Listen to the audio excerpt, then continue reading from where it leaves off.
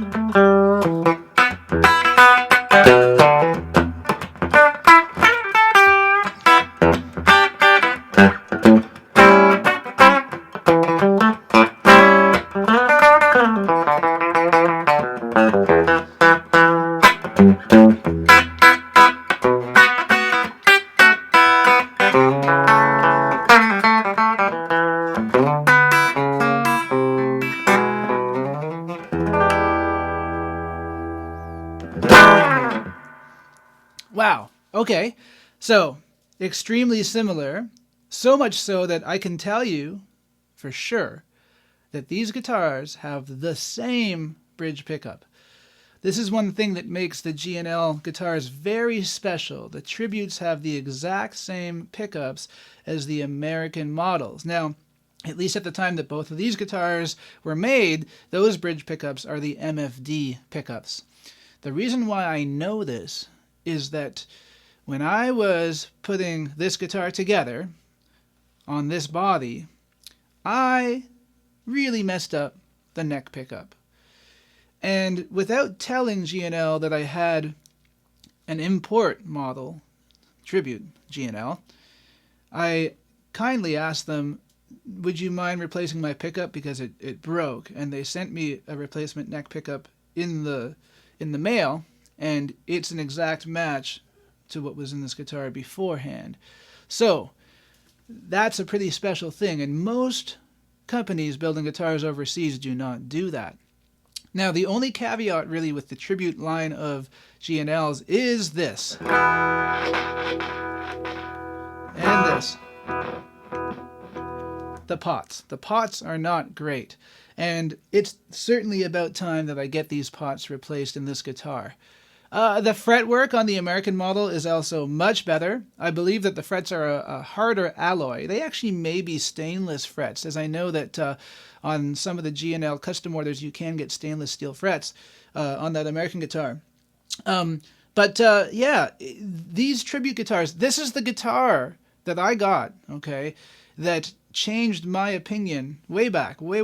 I'm talking 2006 or so. Changed my opinion of import guitars completely.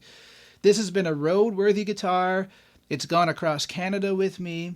It's just an amazing instrument, regardless of its price. It was only about $400, $450 brand new, which is amazing, you know. And I'm personally of the opinion that what G&L is putting out on these Tribute guitars and what Squier is putting out, you get guitars that sometimes are just as good as anything else out there, almost, except for the fact that maybe the fretwork's not quite as good and the pots aren't quite as good. But man, I am not someone who, would consider myself a guitar snob in that regard. I love these instruments.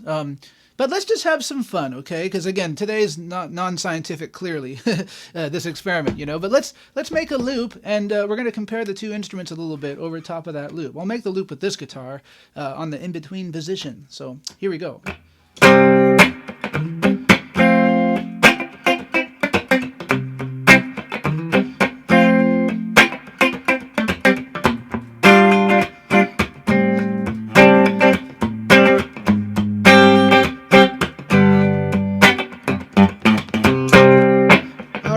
Let's do some Overdrive.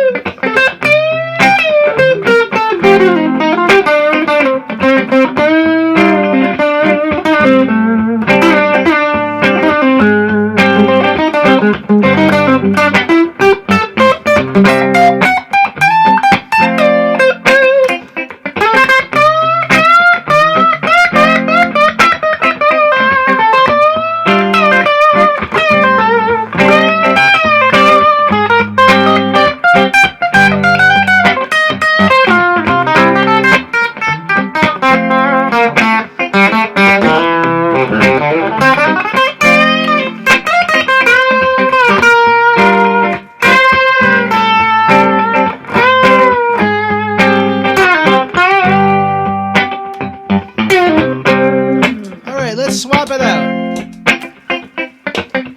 Go back to the Fullerton made G&L.